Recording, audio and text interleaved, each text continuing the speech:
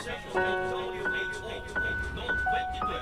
dalawang libo-libo tao ang nakuha ang mga kaso ng suicide na naitala sa Pilipinas.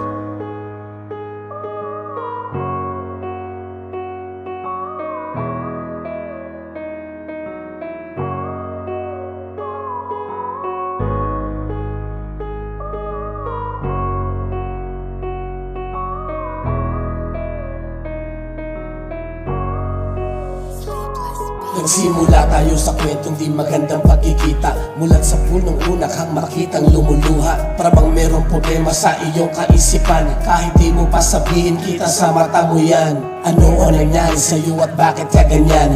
Namumugto ang iyong mata, batid na sugatan. Ang sabi mo pa sa'kin noon ika'y iniwan ng asawa. Iyak ka ng iyak, wala sa isip, balisa ka. Gusto mong mawala sa mundong ginagalawan. Kailangan ka ng iyong anak at sana'y malaman mo yan. Hindi niya alam ang gagawin kapag ikaw ay nawala. Wala na nga kanyang ama, huy mag-isip-isip ka nga. Hindi mo na mababalik ang buhay mo sa mundong to. Kapag binawi mo ang buhay na pinahiram sa'yo. Hindi lang yan ang paraan upang ikaw ay makalimot. Tumawag ka sa may taas, may Diyos na di madamot.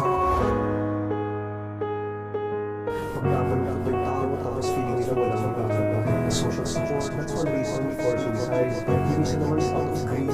Yung iba naman out of anger. Pero minsan dahil sa depression nila, masyado silang feeling mag-hit.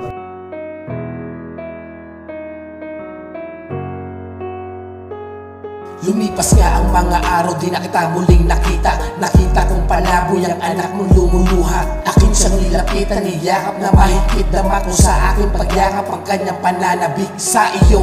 Hindi ko alam kung ano ang nangyari. Basta merong lumapit sa aking tangan at ang sabi na nagpakamatay ka sa harapan ng iyong anak. Grabe ang iyong ginawa, hindi mo man lang tiniyak na may mag-aalaga hanggang siya ay lumaki. Pero paano pa yung mangyayari kung wala ka na sa tabi? Ngayon paano na ang batang musus pa lang, walang magulang, nalaboy sa lansangan at walang masisimulan. Dapat nung umpisa pa lang inisip mo lahat ng to para ang buhay ng iyong anak di naging magulo. Hindi lang dito natatapos ang kwentong iyong iniwan. Mananatili ka pa rin sa puso at isipan ng iyong anak.